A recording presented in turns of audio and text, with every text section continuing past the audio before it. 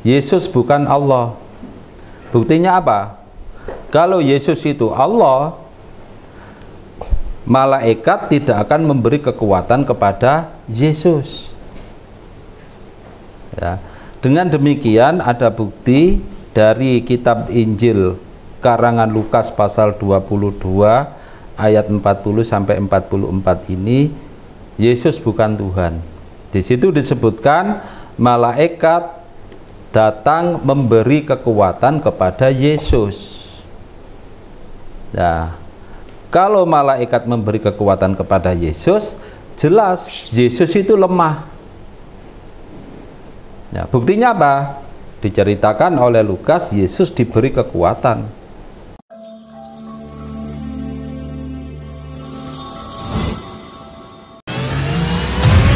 Lelang dakwah, lukisan Old Golden Rose, karya Mary Sandia.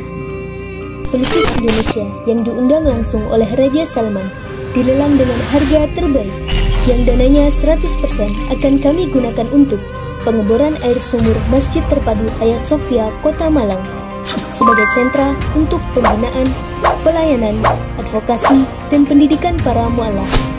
Dana yang dibutuhkan untuk pengeboran sekitar 150 juta rupiah karena lokasi berada di atas bukit dan menembus kedalaman batu keras di atas 100 meter. Selama air mengalir, maka insya Allah pahala akan mengalir juga untuk Bapak Ibu semuanya. Lukisan Old Golden Rose ini dilelang dengan harga Rp8.500.000 saja. Untuk muslimin yang lebih dahulu menghubungi kami. Dan berdirilah benteng yang sederhana awal untuk mengabarkan kebenaran rahmatan lil alamin.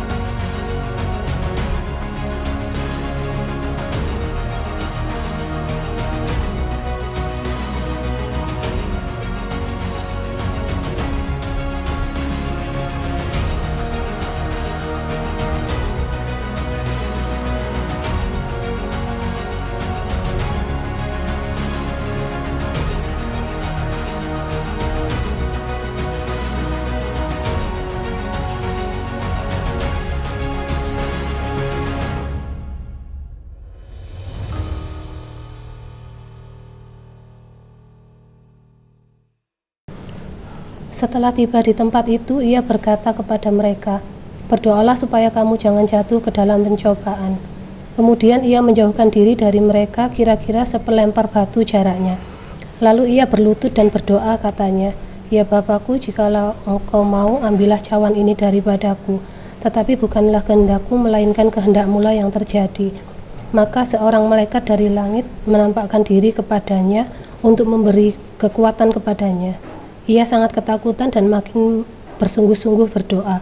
Peluhnya menjadi seperti titik-titik darah yang bertetesan ke tanah. Nah, jadi sekali lagi itu ditegaskan, ya, ditulis dalam Lukas pasal 22 ayat 40 sampai ayat 44 bahwa Yesus berdoa kepada Allah. Lah, kalau Yesus berdoa kepada Allah, itu bukti Yesus bukan Tuhan. Allah satu-satunya Tuhan pencipta alam semesta, termasuk Yesus dicipta oleh Allah. Yesus bukan Allah. Buktinya apa? Kalau Yesus itu Allah, malaikat tidak akan memberi kekuatan kepada Yesus. Ya. Dengan demikian ada bukti dari kitab Injil karangan Lukas pasal 22 ayat 40 sampai 44 ini, Yesus bukan Tuhan. Di situ disebutkan malaikat datang memberi kekuatan kepada Yesus. Nah, kalau malaikat memberi kekuatan kepada Yesus, jelas Yesus itu lemah. Nah, buktinya apa? diceritakan oleh Lukas, Yesus diberi kekuatan oleh malaikat. Diberi kekuatan dan Yesus malah ketakutan. Masa Tuhan takut? Itu kan? Nah, sekarang buka surat kiriman Yohanes, bukan Injil Yohanes ya. Surat kiriman Yohanes pertama. Surat kiriman Yohanes pertama pasal 5 ayat 6 sampai 8. Inilah dia yang telah datang dengan air dan darah, yaitu Yesus Kristus, bukan saja dengan air, tetapi dengan air dan dengan darah. Dan rohlah yang memberi kesaksian, karena roh adalah kebenaran.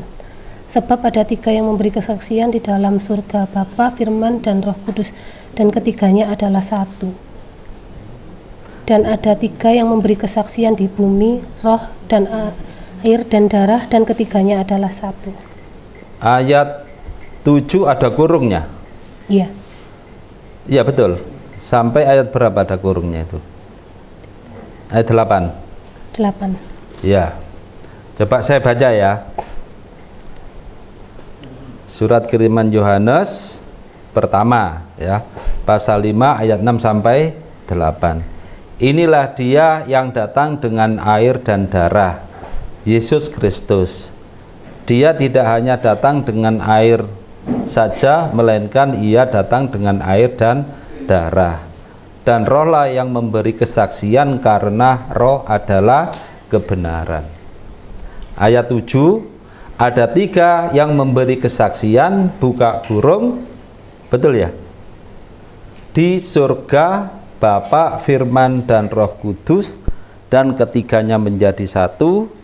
Ayat 8, dan ada 3 yang memberi kesaksian di bumi, roh dan air dan darah, dan ketiganya menjadi satu. Kenapa ayat itu dikurung? Pernah diberitakan, disampaikan? Nah, pernah dikasih cerita kenapa ayat itu dikurung? Tidak pernah.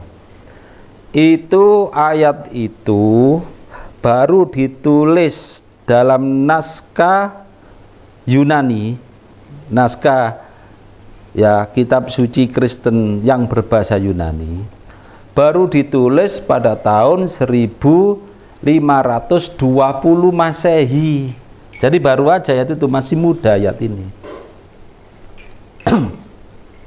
Asalnya nggak dikurung, terus dikritik oleh banyak tokoh-tokoh gereja sendiri, akhirnya dikasih kurung. Jadi ayat itu asalnya tidak ada. Jadi dalil ketuhanan Trinitas, Bapa, ya, Anak, ya, Tuhan Bapa, Tuhan Anak, Tuhan Roh Kudus, ya, itu baru ditulis pada tahun 1520 dan masuk dalam cetakan, diterbitkan 2 tahun berikutnya, ya, dicetak di Belanda. Nah, jadi tidak ada ajaran Trinitas di dalam Alkitab. Ya, dalam kitab suci Kristen tidak ada. Jadi orang-orang Kristen itu ya mengambil konsep ketuhanan Bapa, Anak, dan Roh Kudus itu karena memang mengadopsi keyakinan-keyakinan penyembah berhala, purba. Jadi konsep dewa Bapa, dewa istri atau dewa ibu, dan anak dewa itu jauh sebelum Kristen sudah ada. Nah, kalau di Latin kita mengenal istilah Kristus, kalau di India kita mengenal istilah Krishna. Krishna itu siapa? Anak dewa siapa? Anak dewa Wisnu.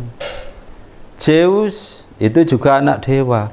Jadi konsep-konsep anak Tuhan, anak dewa, ya, dewa bapak, dewa ibu, atau istri dewa dan lain-lain, itu konsep ya keyakinan penyembah berhala purba.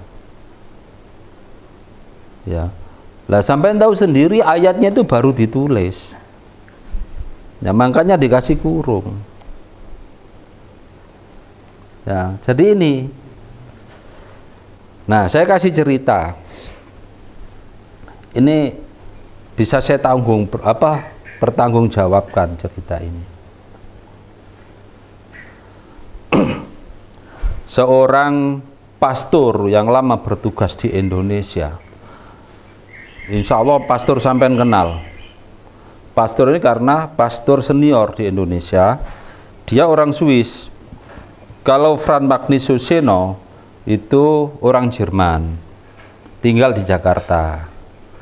Nah, pastor yang bernama Franz Dahler itu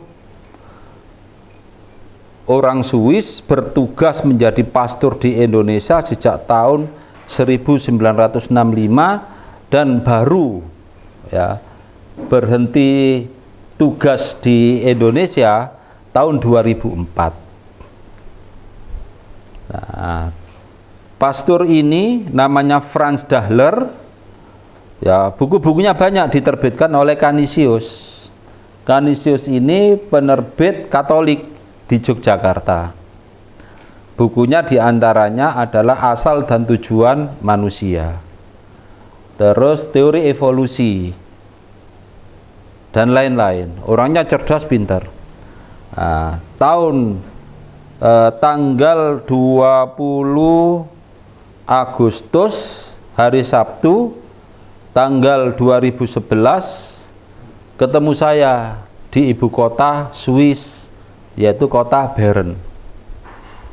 Nah, ketemu, dia ikut pengajian hari Sabtu waktu itu di Wisma KBRI.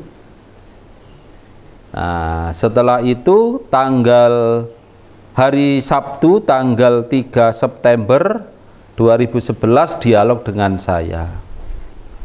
Saya tunjukkan bukti-bukti bahwa menurut kitab suci Kristen sendiri terbukti bahwa Yesus itu bukan Tuhan. Dan apa yang dikatakan oleh Pastor Franz Dahler, Pastor Franz Dahler ini mengatakan memang Yesus itu bukan Tuhan. Dan sampai dia meninggal, pernyataan itu nggak dicabut. Itu saat dialog dengan saya hari Sabtu tanggal 3 September tahun 2011 di halaman Wisma KBRI di kota Bern, ibu kota negara Swiss. Dan itu saksinya banyak. Ya. Jadi sampean harus berterima kasih bertemu dengan siapa namanya? Pak Mas Syahrul ini. Melalui Mas Syahrul Allah memberi hidayah, bimbingan, petunjuk kepada sampean ini. Ya. Nah, nanti bisa dikomunikasikan lagi apa yang saya sampaikan ini. Saya ngomong nggak bohong. Ya, banyak pendeta-pendeta yang tidak bisa membantah pernyataan saya bahwa Yesus bukan Tuhan berdasarkan Lukas pasal 22 ayat 40 sampai ayat 44 itu tadi. Masih banyak ayat-ayat yang lain lagi. Ya. Bismillahirrahmanirrahim. Assalamualaikum warahmatullahi wabarakatuh. Waalaikumsalam warahmatullahi wabarakatuh. Alhamdulillahirrabbilalamin. Alhamdulillah. Asyhadu an la ilaha illallah wa asyhadu anna Muhammadan abduhu wa rasuluh, amma ba'd. Alhamdulillah pada siang kali ini kita dapat berkumpul bersama di rumah Bapak Aziz Penasia. Alhamdulillah di sini kita bersama Mu'alaf Center Nasional Hagia Sophia Indonesia bersama Ustadz Masyhud SM. Kemudian di sini ada Mbak Rosa Debi Faustasari dengan Mas Syahrul ya Mas. Pada kali ini insya Allah kita akan langsungkan pensyahadatan yang akan dibina dan dipimpin langsung oleh Ustadz Masyhud bersama teman-teman para saksi yang membersamai kita semua di sini. Baik, langsung saja kami sampaikan dan kami langsung arahkan kepada Ustadz Masyhud. Kepadanya dipersilahkan. Assalamualaikum warahmatullahi wabarakatuh.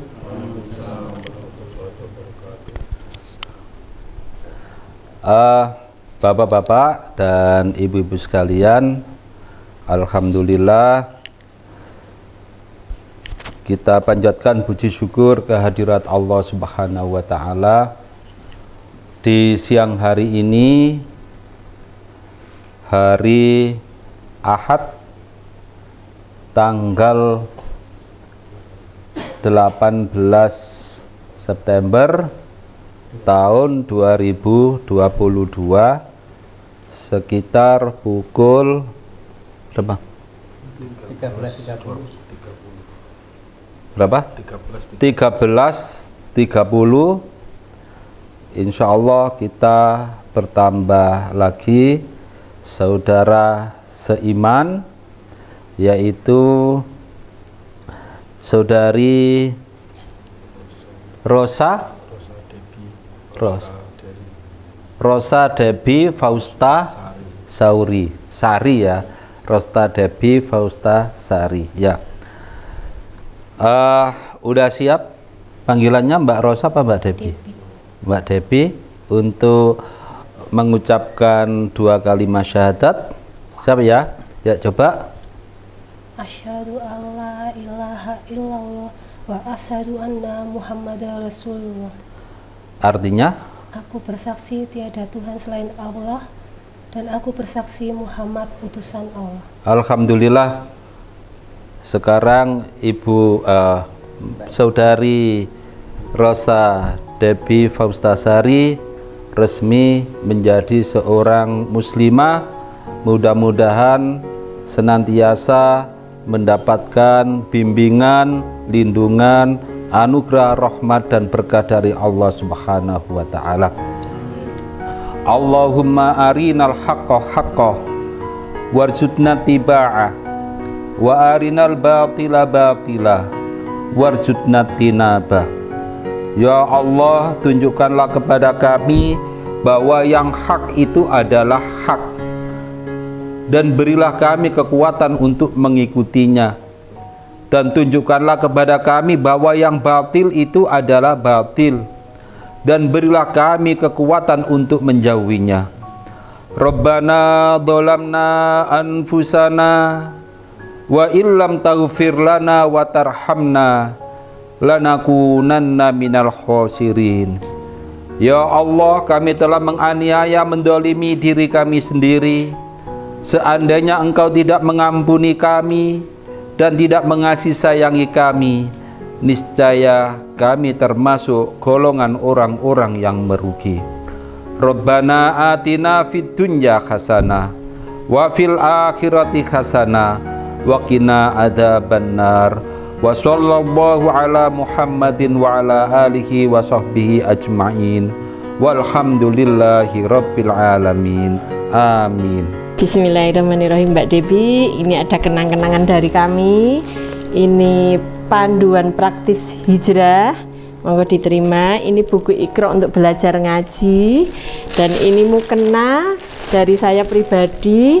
Semoga nanti dimanfaatkan untuk sholat 5 waktu. Nggih. Nanti semoga jadi teman di surga.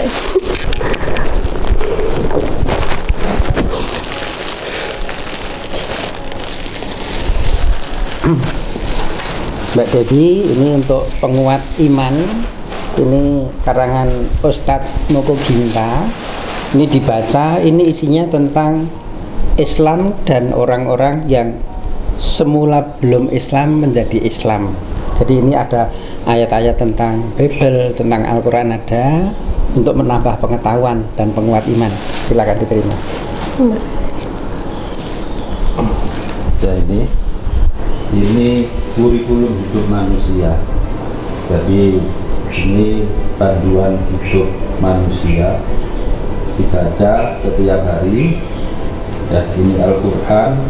Insya Allah kalau kita membaca setiap hari, kita akan mendapatkan petunjuk hidup yang benar. Ya, dibaca setiap hari. Terima kasih.